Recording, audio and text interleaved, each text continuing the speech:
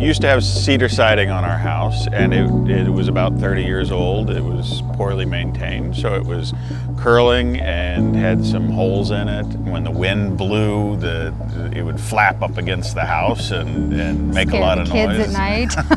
We didn't want to have to be painting every couple of years. We didn't want to have to deal with cracks or dents or the siding pulling away from the house as our current siding was. And so having something that we knew would last and would still look good for a long time was a huge factor in our decision.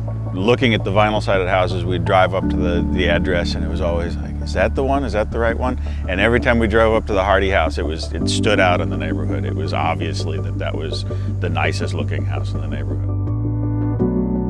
I think the siding looks great. We've already got a lot of compliments from the neighbors. It's only been up for a couple of weeks. In fact, we had a neighbor that we've never met before ring the doorbell and ask who we used and how we decided to go with them. And now they're going to put James Hardie on their house. I would describe James Hardie siding as siding that is extremely durable, that's long-lasting and looks great, and something you don't have to worry about.